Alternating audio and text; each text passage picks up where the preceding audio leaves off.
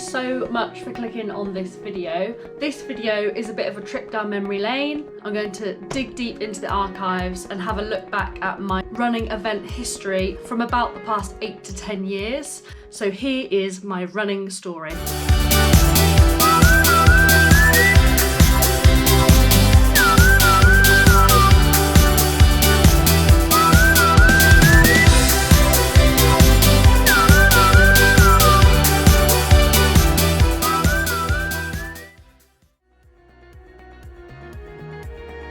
So growing up, I've always been sporty. I started playing football at a really young age. Football was deemed to be my main sport, but I first experienced the buzz of a city marathon, having the opportunity to run as part of a relay team, where it was a school trip. We went to Cologne in Germany, and I got the opportunity a few years on the trot. At that point, I didn't consider myself a runner. We did it as a relay. To do it as part of a relay and to experience a city marathon, so that's what gave me my first buzz of running, I suppose. I tried my hand at a few other sports, so I used to play some table tennis. I also tried some rowing at university, and it was about 10 years ago when I stopped playing football. I realised I needed to keep active. Running is so cheap, so accessible. It was the feeling that it gave me that made me fall in love with running.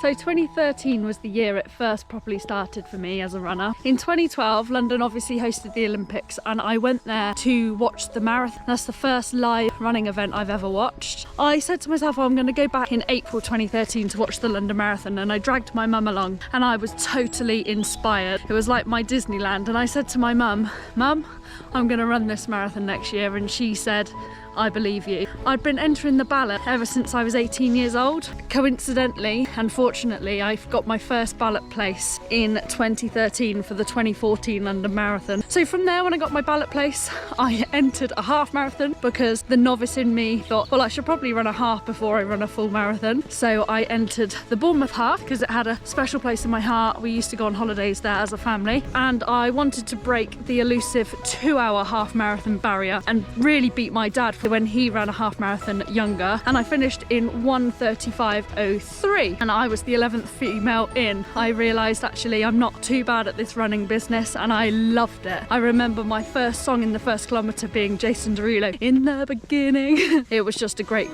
day.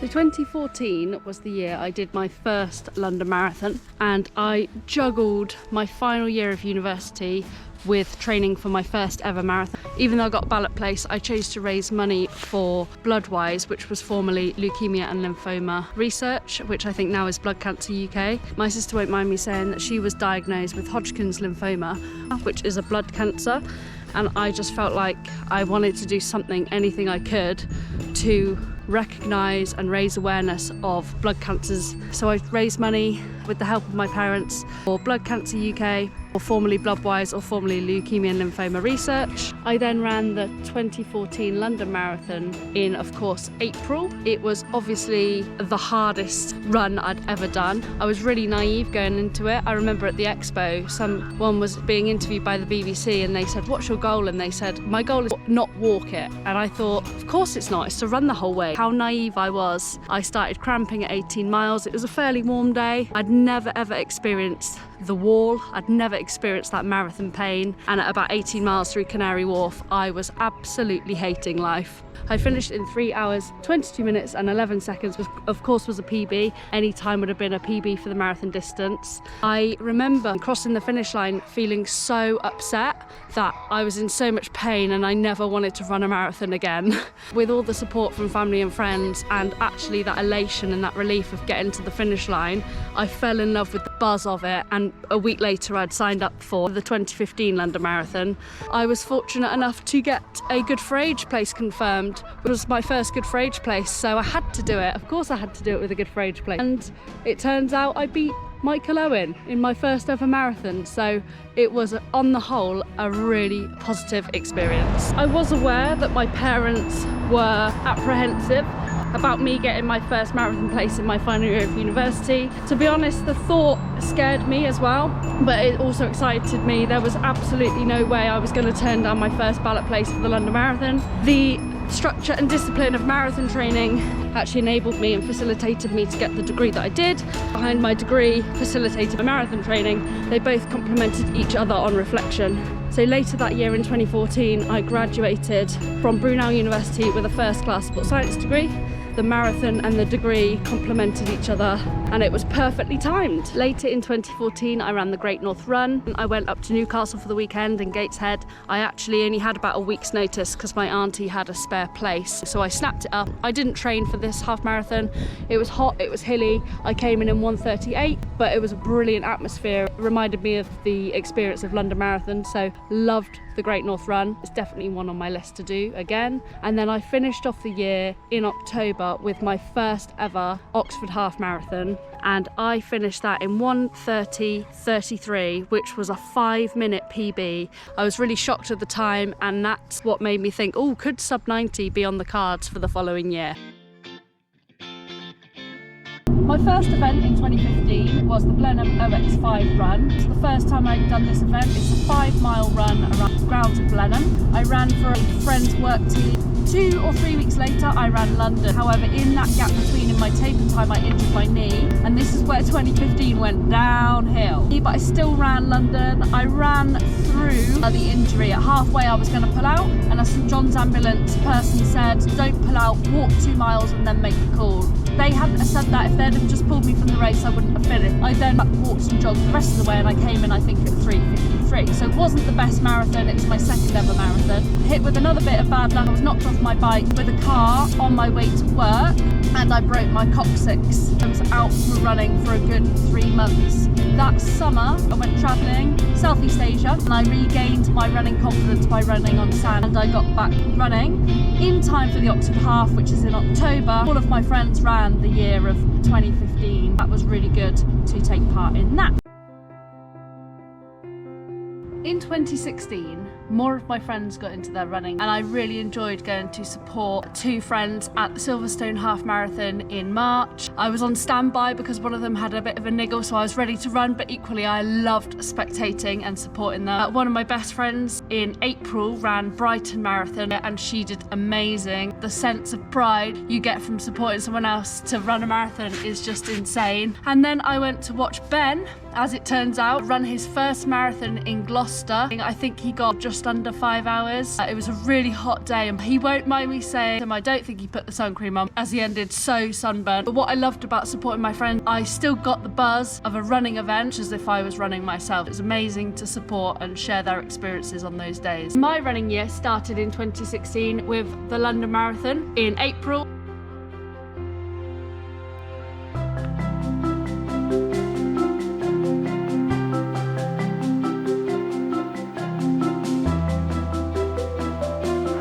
Mine starts at 26.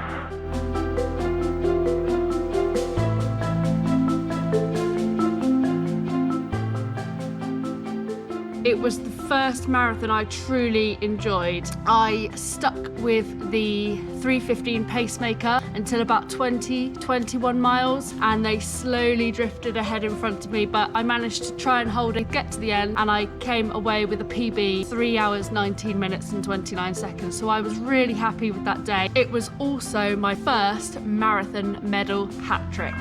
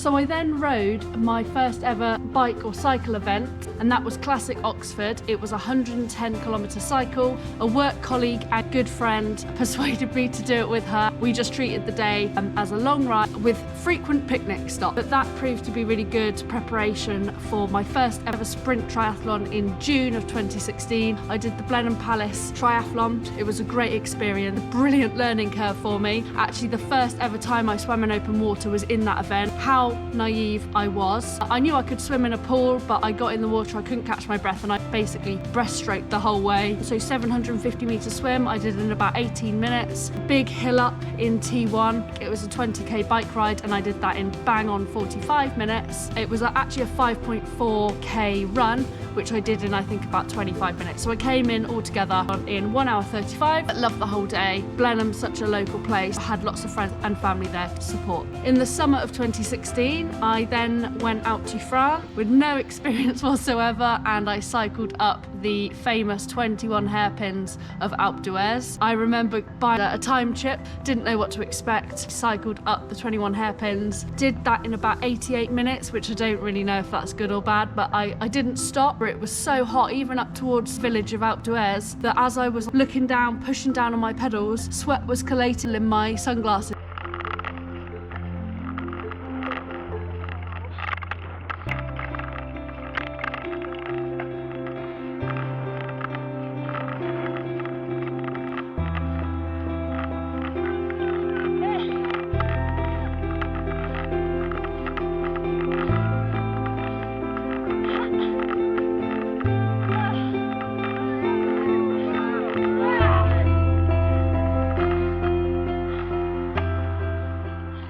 I actually preferred going up to coming down. It was so scary coming down. My forearms started to cramp because I was braking so hard, but the views were brilliant. In September of 2016, I graduated from Oxford Brookes University with my PGCE and qualified teacher status, so I became a qualified secondary school teacher. Then I finished off 2016 with the Oxford Half Marathon in 1:32, so good year in 2016. 2017 was a busy year for me. Lots of events in the calendar. It started very early January in the winter, where I cycled my first Audax with my uncle. It was 200 kilometres. We took, I think, 2 or 3 checkpoints, and our net time was about 10.5 hours on the bike. I loved and I hated it. We smiled for 90+% of the way around, despite having 2 punctures. I then did the Blenheim OX5 run for the second time. Ran for a friend's work team to raise money for Save the Children, and I came in 3rd female. Then 2017 was the year where 2 marathons a year happened, and has happened up till now. So my first marathon was Paris Marathon 2017, followed 2 weeks later by the London Marathon 2017. I was fit enough, I truly believe, to run sub 3:15. However, it was extremely hot. I think the hottest marathon I've ever run in. And with about 3k to go, I just lost it. My mind went, started going dizzy, felt sick. I actually stopped and laid down in the parks. And a French guy dragged me up and he was like, allez, allez, allez. And he dragged me all the way to the finish. To finish in 3:22, which was the second ever time I'd run that time. And then 2 weeks later, I ran London, but with the marathon in my legs, I ran 3:22 again for the 3rd time. So I feel like Paris scuppered my chances of running a sub 3:15, but the challenge of 2 marathons in 2 weeks to raise money for 2 charities, Bloodwise and Mind, was really motivating that year. And then at a bottomless brunch with some friends, we all agreed to ride Prudential Ride London that year in July. As a friend had workplaces, we cycled it with one other friend. We travelled up together, really good day. But due to the crowds, lost her in the first maybe 5 minutes. Still had a really good day. Actually got a puncture about first 20 miles in. I remember cycling on a flat for half a mile to get to a pit stop. I didn't have the expertise and skills to change a flat in a fairly quick time. Got my inner tube and my tyre changed. That was the only time I stopped. I think I finished 6 hours 5 minutes. Really frustrating not to get under the 6 hours, but I can't really complain. After that event, I realised I only had to do the swim serpentine, to get the London Classics medal. So, what did I do? I signed up for the swim serpentine. It was a 2-mile swim around the lake in Hyde Park. It was a bit of a risky move because my swimming's not very strong. Spent the next 6 weeks purely to swimming. Did a lot of work in the pool. I gained confidence in open water and I was really proud. Kind of coached myself. My swimming fitness improved dramatically. I completed the swim serpentine about 80-ish minutes, so not that quick. I was so proud of myself because they were A, the coldest waters I'd ever swum in. B, I did freestyle 99% of the way round. I didn't cop out and do breaststroke. And the third thing was that it was after one of my best friend's weddings. Of course, I prioritised having a great time at the wedding, so I swam with a little bit of a hangover too. I then finished off 2017 with my 4th Oxford half marathon, and I ran a 1:30:41 half marathon. Again, a bit disappointed I didn't dip below 90. 2017, busy, but a good year. 2018 was another very busy year for me. As always, I did the London Marathon, which turned out it was the hottest on record, and it was the year with the Beast from the East, and then it was the hottest London Marathon on record. And I finished in 3:34 again, felt fitter, but I was happy with that considering the heat. In May, I then helped my sister run her first ever race, a 10K in our local Oxford area. It was the Town and Gown, and she got a 10K PB, which was fantastic to run with her. I then did a cycling event at late May time, which was called Bike Oxford, 90 kilometres. I actually did that as one of my biggest brick sessions. So it was 90 kilometres on the bike, but I did a 2K open water swim early that morning. Just the swim, hopped on my bike, did Bike Oxford, which was a brilliant event. One of my biggest brick sessions in preparation for the half Ironman. In May, I travelled up with some of my friends to Edinburgh. 4 friends were running the full marathon. I copped out, I entered the half marathon. I went for sub 90 there and I got sub 90 there, but everyone knows in Edinburgh the first 5K is all downhill. And then I remember coming out along the coast with a full headwind. I knew how close I was in the last mile and I just really gritted my teeth, head down, pushed through, and I just got it. The text came through in the finish area and it said 1:29:56, so it was quite literally by a few seconds, so that sprint finish was worth it. That all my friends were then taking part in the marathon, who did amazing.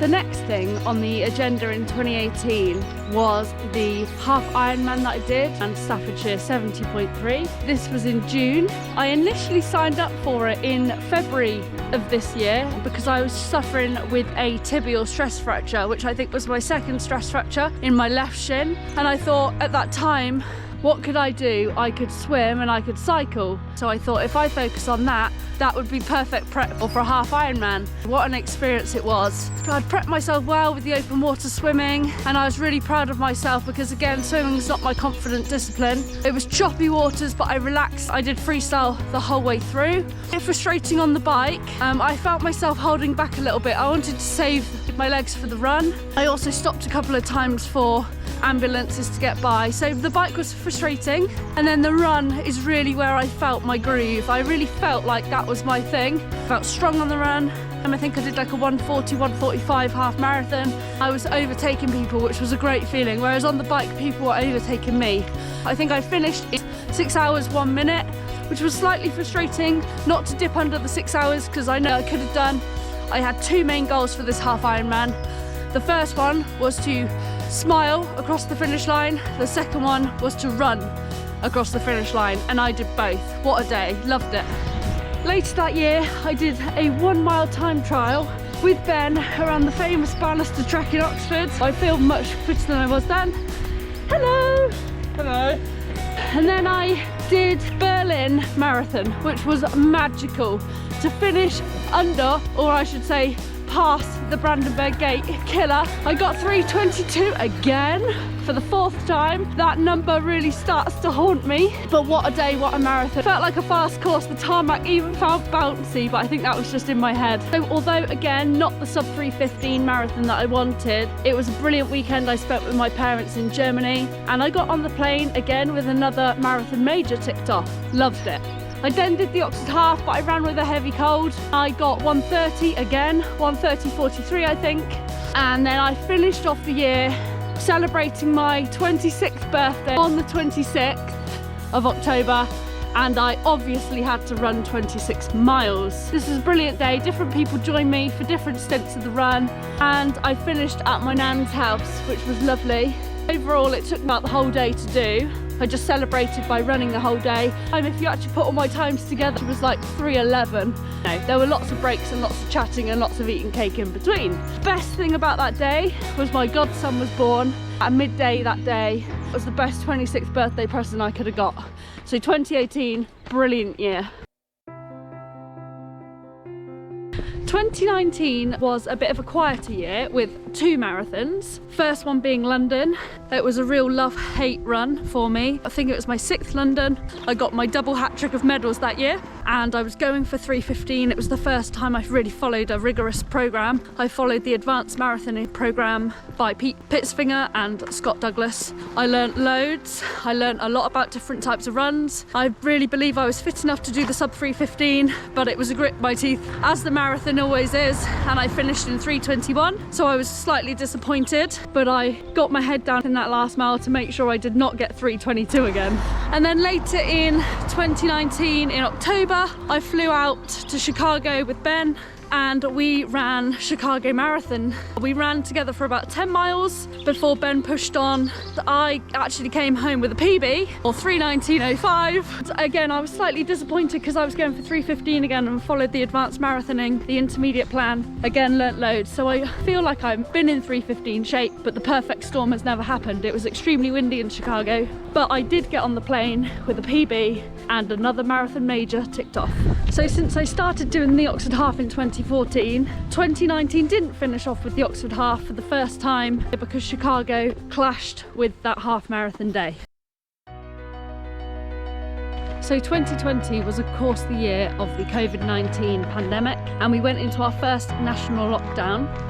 So the year started for me by seeing the power of social media with the Run for Heroes initiative for the NHS charities together, Run 5, Donate 5 and Nominate 5. That started off the year on a positive running note, and then London Marathon was rightfully postponed. It was meant to be on the 26th of April, and that got postponed to the autumn. So on the 26th of April, I actually ran a marathon around my parents' garden, which we set out a 25-metre perimeter course, and I had to run it 1,688 times to reach the distance of 42,000 metres.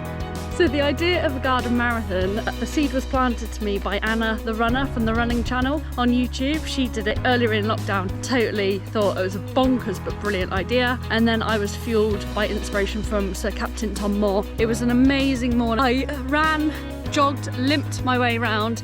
My legs, so my quads, my blistered feet and my ankles really took a hammering. I think I switched direction once, felt totally dizzy and seasick, so just slowed down and tried to just finish the marathon. It was genuinely one of the most enjoyable marathons I've ever done. I really felt the backing and support from social media, and I was raising money and I split funds between Bloodwise and NHS charities together. I felt the support from my parents and my family for them giving up their lawn, and my dad and my mum counted the endless tallies of laps and verified them to make sure that I actually ran the distance. It was the first ever experience of like vlogging and a running event, as I was making Instagram stories throughout the morning and posting those on social media as I poodled my way around the garden marathon. Absolutely loved the day, loved the experience, but I would never ever do a garden marathon in my life again. It was my 11th marathon in total and my second non-official marathon, with obviously my 26th birthday being the first, and I completed it in the snappy time of 4 hours and 51 minutes, which was my PB of the slowest marathon to date. The second running event of 2020 was again London Marathon related, but this time it was in October. It was in the autumn, where I ran the virtual Virgin Money London Marathon. It's the first virtual marathon I've ever done. It's the first virtual marathon I think London Marathon have ever put on. But there was definitely no garden involved this time. It was the marathon where my mantra was, run for a good time, not for a good time. And for that I have so much time. It was awful weather, awful conditions. The rain was horrendous. It hammered it down from start to finish, but I had, again, the support of family and friends. It was phenomenal. My mum cycled with me the whole way. She was my support crew throughout. I had Ben who was unknowing to me, was pacing me for a 3:30 marathon. He that day only was meant to do 13 miles on his training run, and he stayed with me until 19 miles until I was done and I'd finished the marathon. So, and I just ran on feel, having a good time. My mum with Ben en route, and not knowing what time I was running, what my paces were. I didn't look at my watch once, but Ben knew, and Ben ran me in to a 3:29:03 marathon. One of my good friends, pregnant at the time, bless her, also came out with her partner to support, and I remember my last lap, so I just did laps around Oxford. They came out in their car and they pumped out Sean Paul, clapping and cheering away. So hugely appreciative to them. And it was just, again, another magical day. So 2 marathons in 2020, both up there with 2 of my best marathons in terms of enjoyment.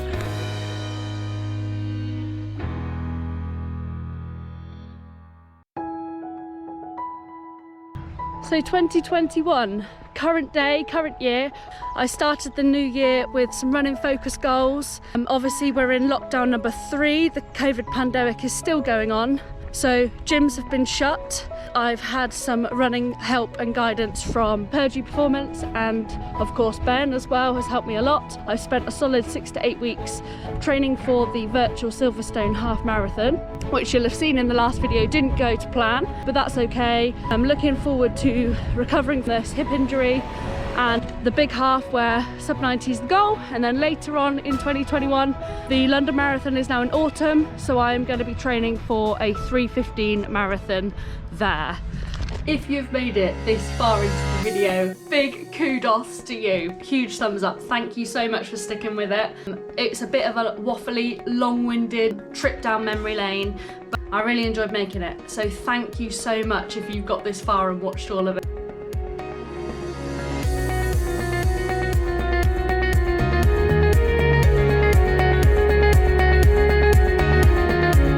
So what's next for me as a runner? Well, as soon as this pandemic's over, I am eager to get travelling again. I've been so fortunate to be able to run in so many locations, and I love looking at heat map on Strava of like where you've run on different beaches and running different cities. So I would love to get travelling again, run different marathons in different cities. I think it's a great way to visit a place. I would also like to build my strength in the gym. I want to continue working to become a stronger runner and reviewing my technique to hopefully minimise injuries along the way. And I would also like to do a running coaching course through England Athletic, the coach in run and fitness qualification. I want to continue learning. I want to become a better runner to help more people. So in the meantime, I'm going to try and continue to document some running journey through YouTube, which I'm really enjoying, learning to be a better editor and vlogger. And I have 3 main long-term goals with running, or I suppose fitness. The first one being I have some unfinished business with the marathon distance, of course, and I will be getting a sub 3:15 marathon. I truly believe that I can, physically and mentally. I believe I'm strong enough to run it with the right training block behind me, but the perfect storm just hasn't happened. So in autumn this year, I will be training for a sub 3:15 marathon. Dare to dream, who knows where my marathon journey will go. Next year, in the year of 2022, I would like to complete a full Ironman. It's the year that I'll be turning 30 years old, so what a way to turn 30. Ideally, I'll do it in October. I'm looking at Sacramento in California. We'll see, but I will be doing a full Ironman next year. My last long-term goal is to complete all 6 marathon majors, and it ties into travelling. If I'm fortunate enough to be able to travel and get places for these marathons, New York City, Boston and Tokyo are still marathon majors on my list to tick off. That's a real long-term goal. I'm not in any hurry to do that, but to complete the 6 world marathon majors, or maybe, who knows, there might be the 7th. But I would also like to tick off many more marathons. Lastly, I just want to say, if you've been part of my journey, my running fitness journey for the past 10 years, you've supported, you've donated, you've had my back. From the bottom of my heart, thank you so much. It really fuels my ambition to continue the running journey and trying to help raise awareness and funds for some really key charities. So thank you so much. I really hope you're keeping well. Thank you so much for watching, and I will see you in the next one. Bye!